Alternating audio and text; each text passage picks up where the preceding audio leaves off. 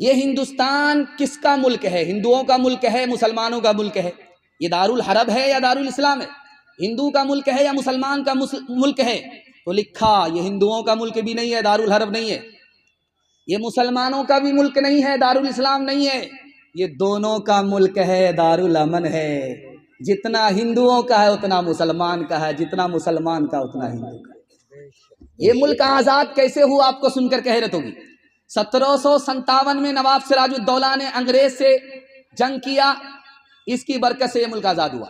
1764 में मीर कासिम ने अंग्रेज से लड़ाई लड़ी, उसकी बरकत से ये मुल्क आजाद हुआ। 1799 में टीपू सुल्तान अंग्रेज से लड़ते हुए शहीद हो गए, उस शहादत की बरकत से यह मुल्क आजाद हुआ। और 1857 में नानोतवी और गंगोही की मुश्तरक जंग से, उसकी बरकत से यह मुल्क आजाद हुआ। 1947 में मौलाना अबुल कलाम आजाद और महात्मा गांधी की तहरीक से यह मुल्क आजाद हुआ। कोई हिंदू हो के मुस्लिम, सभी एक डगर के राही, ये वतन ही अपना धन है, उसी के हैं हम सिपाही, ये वतन ही अपना धन है।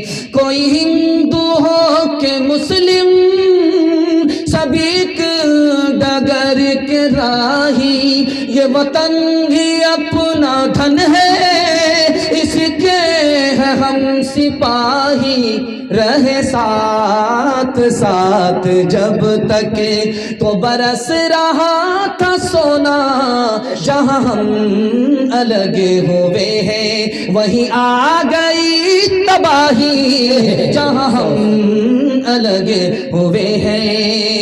एक दोहा सुना देता हूं हिंदी और उर्दू के हवाले से कि इस मुल्क का मुसलमान कितना वफादार है कि इसकी ज़बान उर्दू होने के बावजूद भी इसने फारसी ज़बान की खिदमत करने के बजाय हिंदी ज़बान की खिदमत की है। उसकी जिंदा मिसाल अमीर खुसरू हैं।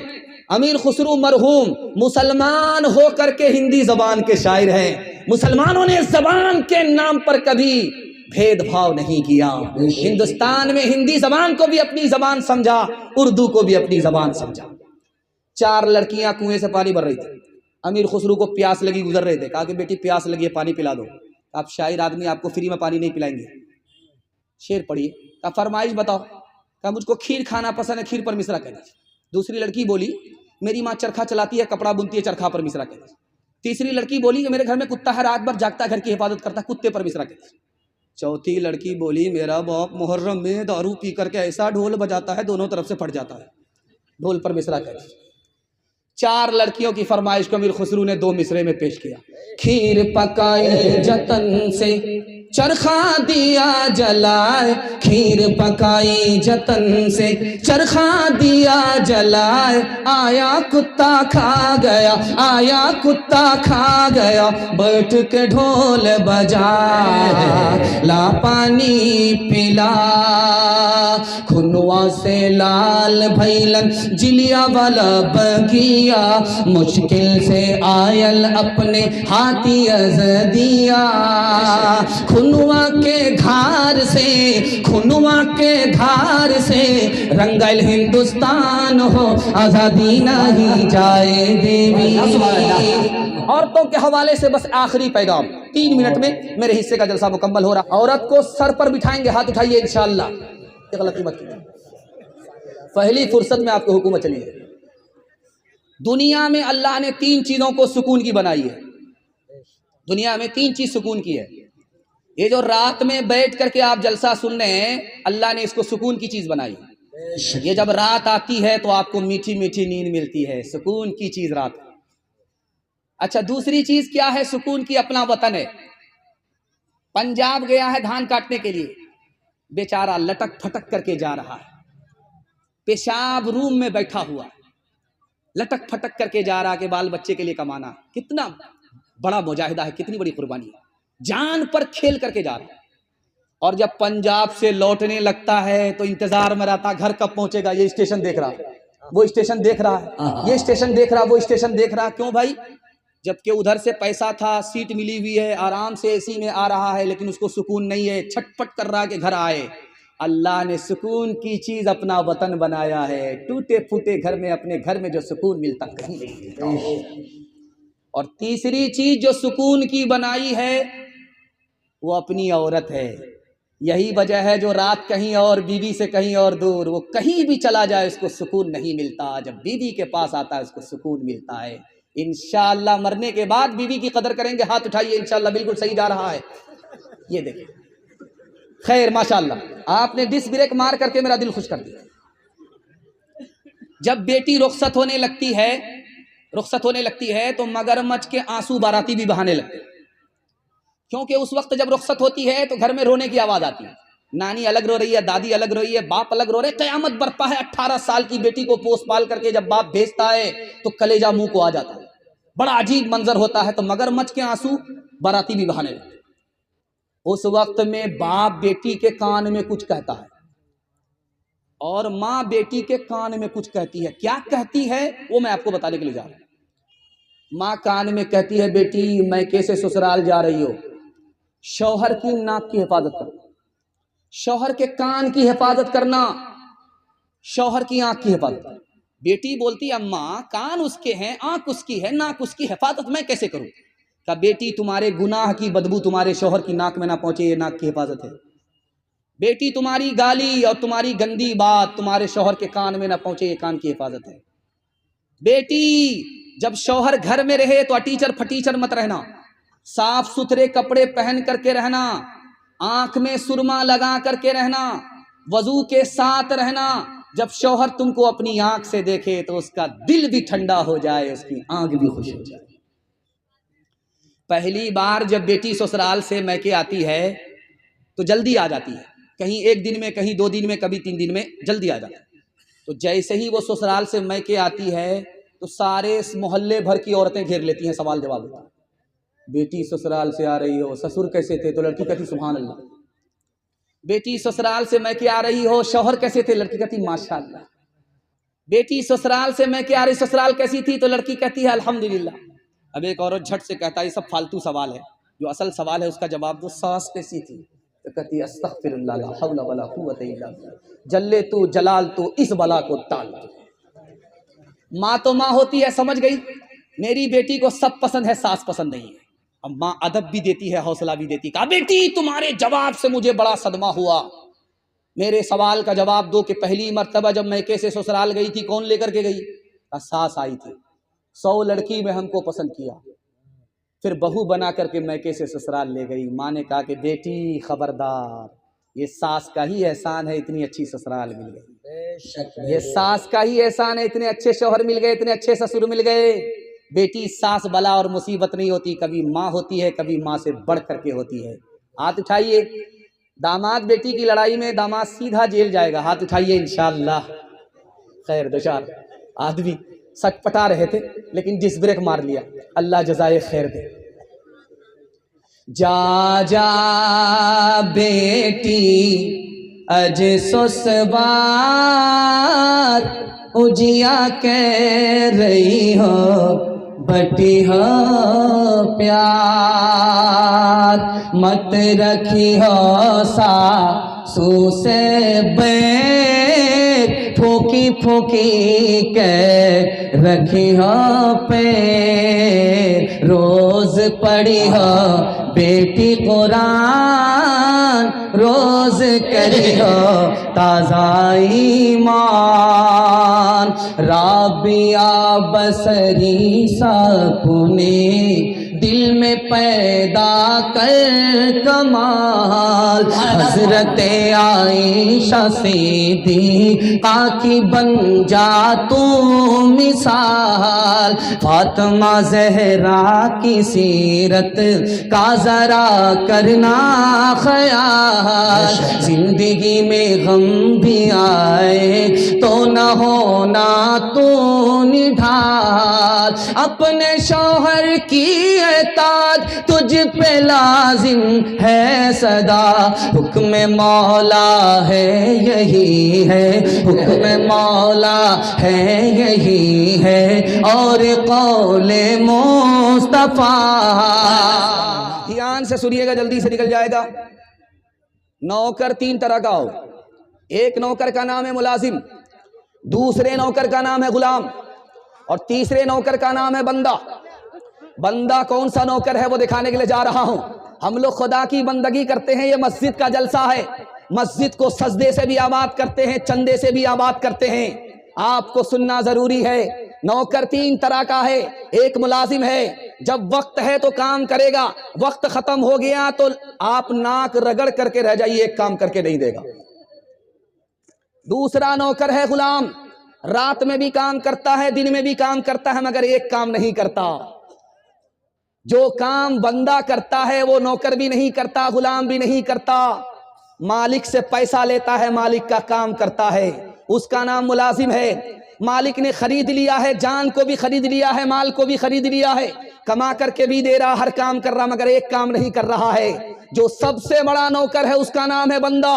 हम सब खुदा के बंदे हैं, बंदगी करते हैं। हर नौकर अपने मालिक का हर काम करता है, मगर एक काम नहीं करता, उसके आगे झुकता नहीं है। और बंदा वो नौकर होता है जो खुदा के आगे सजदे में चला जाता है, झुक जाया करता है।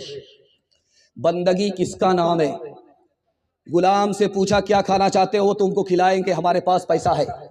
क्या पहनना चाहते हो, वो कपड़ा हम तुमको पहनाएंगे, बताओ। वो बोला जो आप पहना दीजिए वही मेरी पसंद है, जो आप खिला दीजिए वही मेरी पसंद है। अरे अल्लाह का बंदा, तुम्हारी पसंद पूछ रहा हूं, तुम्हारी क्या पसंद है, क्या खाना चाहते हो? तुम्हारी पसंद पूछते हैं कि तुम क्या पीना चाहते हो। उसने कहा मैं नौकर हूं, आप मालिक हैं, मेरी अलग कोई पसंद होती तो मैं नौकर नहीं होता, मालिक होता। जो आपकी पसंद है वही मेरी पसंद है। जब भी आपको नमाज की तौफीक हो जाए, आपको दो काम करना है। जब नमाज के लिए आपका मस्जिद की तरफ कदम उठे तो आप कहिएगा अल्हम्दुलिल्लाह, अल्लाह ने तौफीक दी इसलिए मस्जिद की तरफ आ रहा हूं, ये मेरा कमाल नहीं है, मालिक का कमाल है। और जब नमाज में इमाम सलाम कर दे तो आपको अस्तगफिरुल्लाह पढ़ना है, नबी की सुन्नत है, 3 बार नबी अस्तगफिरुल्लाह पढ़ा करते थे।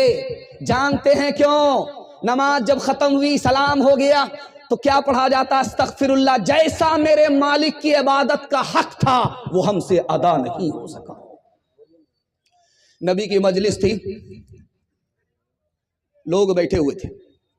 अबू बकर ने कहा मुझे 3 चीजें पसंद है, मेरी बेटी आपके निकाह में, आपका चेहरा देखता हूं दिल खुश हो जाता है, आप पर माल कुर्बान करता हूं दिल खुश हो जाता है। अल्लाह के रसूल ने कहा मुबारक हो। वो बैठ गए। हजरत उमर खड़े हुए, या रसूल अल्लाह मुझे 3 चीजें पसंद हैं, पुराना कपड़ा पहनता हूं, दूसरे को नेकी का हुक्म करता हूं, दूसरे को बुराई से रोकता हूं। का मुबारक हो। वो बैठ गए। हजरत उस्मान खड़े हुए, या रसूल अल्लाह मुझे कुरान पढ़ना बहुत पसंद है, भूखे को खाना खिलाना बहुत पसंद है, नंगे को कपड़ा पहनाना बहुत पसंद है।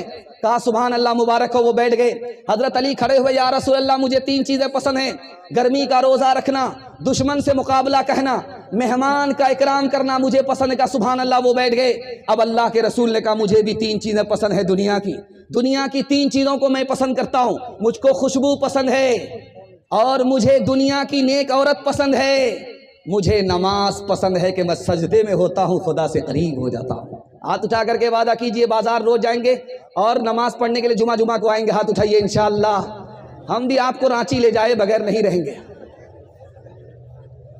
बंदगी से हमें तो मतलब है, हम सवाबो अज़ाब क्या जाने, किसमें कितना सवाब मिलता है, इश्क वाले हिसाब क्या जाने। वो अजब लोग थे, जाने क्या लोग थे, वो अजब लोग थे, जाने क्या लोग थे, जिंदगी छोड़ दी बंदगी के लिए। वो अजब लोग थे, जाने क्या लोग थे, वो अजब लोग थे, जाने क्या लोग थे, जिंदगी छोड़ दी बंदगी के लिए।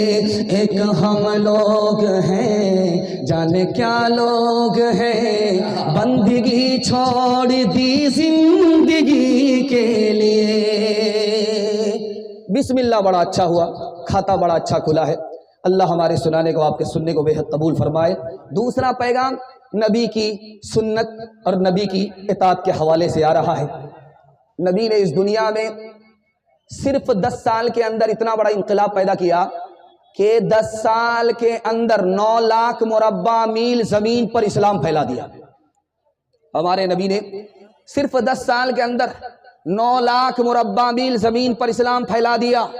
अबू बकर आए तो 11 लाख मुरब्बा मील जमीन पर इस्लाम फैलाया, और जब उमर आए 22 लाख मुरब्बा मील जमीन पर इस्लाम फैलाया। जब उस्मान आए और अली आए तो इस धरती पर इस्लाम को 44 लाख मुरब्बा मील जमीन पर फैला दिया। और जब हजरत अमीर मुआविया का दौर आया तो इस धरती पर इस्लाम 64 लाख मुरब्बा मील जमीन पर फैल गया। ये राज आपको बता रहा हूं, अल्लाह करे कि आपके दिल तक पहुंचे और नबी की इताअत के लिए आप खड़े हो जाएं। हमारे नबी आखिरी नबी है। जब आपका तकिया पर सर जाए तो 3 चीजों पर गौर कीजिएगा। 3 मिनट के लिए तकिया पर सर जाएगा तो आप 3 मिनट के लिए सोचिएगा कि अल्लाह ने हमें इंसान बनाया, बंदर बना देता तो क्या बिगाड़ देता। जब तकिया पर सर जाए तो दूसरी चीज पर ध्यान दीजिएगा कि अल्लाह ने हमें मुसलमान बनाया, इस्लाम मुफ्त में दे दिया, हमने कोई कीमत नहीं चुकाई, अल्लाह ने फ्री में इस्लाम देकर मुसलमान बना दिया। 2 मिनट के लिए जरूर सोचिएगा।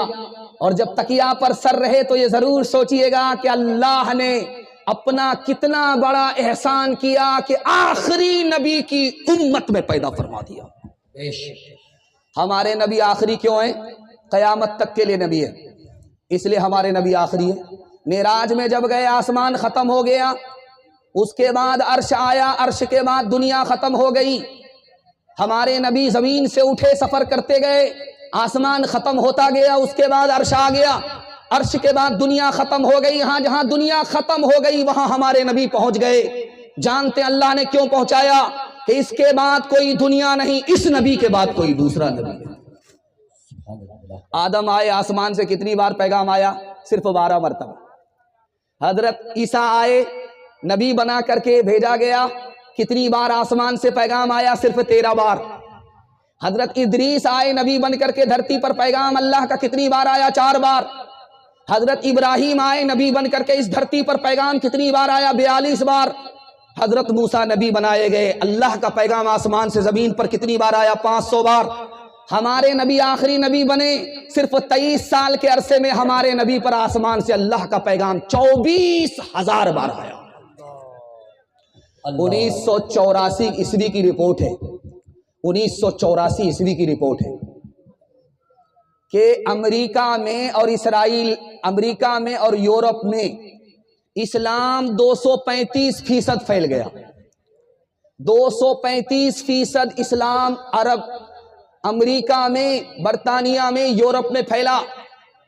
और ईसाई धर्म कितना फैला? 47%। जोर लगा करके, जर लगा करके, पैसा लगा करके, ताकत लगा करके ईसाई धर्म फैल नहीं सका, सिर्फ 47% फैला। और इस्लाम बगैर पैसे के, बगैर जोर लगाए हुए, बगैर पैसा लगाए हुए फ्री में 235% फैला। जानते हैं क्यों? मस्जिद का जलसा है। इस मस्जिद की अजमत को दिल में बैठाइए। अंग्रेज ने लिखा इस्लाम इतनी तेजी से 3 वजह से फैला। मोहम्मद आए इसलिए इस्लाम फैला, मस्जिद में नमाज हुई इसलिए इस्लाम फैला, एक ही सफ में छोटे बड़े खड़े हो गए, इत्तिहाद की बरकत से इस्लाम फैल गया। नबी आते रहे, आखिर में नबियों के इमाम आए, वो दुनिया में खुदा का आखिरी पैगाम ले आए। झुकाने आए बंदों की जबी अल्लाह के दर पर, सिखाने आदमी को आदमी का एहतराम आए। वो आए जब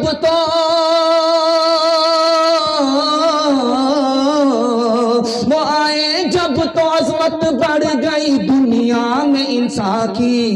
वो आए जब तो बंदों को फरिश्तों के सलाम आए। वो आए जब तो बंदों को फरिश्तों के सलाम आए। हाथ उठाइए, वादा कीजिए बीवी से पूछ करके दाढ़ी रखेंगे इंशाअल्लाह। ये देखिए बड़ा मुश्किल काम होगा, दुपट्टे की हवा लगी किबला बदल जाएगा। शादी से पहले ही दाढ़ी रख लीजिए। तीसरा पैगाम आपकी खिदमत में कुरान के हवाले से आ रहा है, आप लोग सुनने के लिए तैयार हैं? हाथ उठा दीजिए इंशाअल्लाह। ध्यान से सुनिएगा। स्कूल से मुसलमान का बच्चा निकला। हजरत थानवी ने रोक करके पूछा, बेटा ये बताओ कि अरबी अच्छी है या अंग्रेजी अच्छी है? उसने कहा कि अरबी अच्छी है अंग्रेजी से। कहा वो कैसे? तो कहा कि अल्लाह का कलाम कुरान अरबी में नाजिल हुआ है, अंग्रेजी में नाजिल नहीं हुआ है। कहा मुबारक हो, बहुत अच्छा जवाब दे रहे हो, लेकिन कुरान को पहले पढ़ना चाहिए, बाद में स्कूल आना चाहिए। तुम डायरेक्ट स्कूल आए हो, कुरान नहीं पढ़ते हो, बात क्या है? कहा माँ बाप का कसूर है, वो जहां भेजेंगे वहां जाना पड़ेगा। बड़े बड़े लोग बड़ी बड़ी डिग्री लेकर के आ गए, कुरान पढ़ना नहीं आ रहा है, बाप का नमाज जनाजा भी नहीं पढ़ा पा रहे, कुरान पढ़ना नहीं आ रहा है और नमाज पढ़नी नहीं आ रही है। इसलिए नमाज पढ़ने के लिए नहीं आ रहे हैं कि पढ़ना ही नहीं आ रहा है। जानते हैं कसूर किसका है? माँ बाप का है।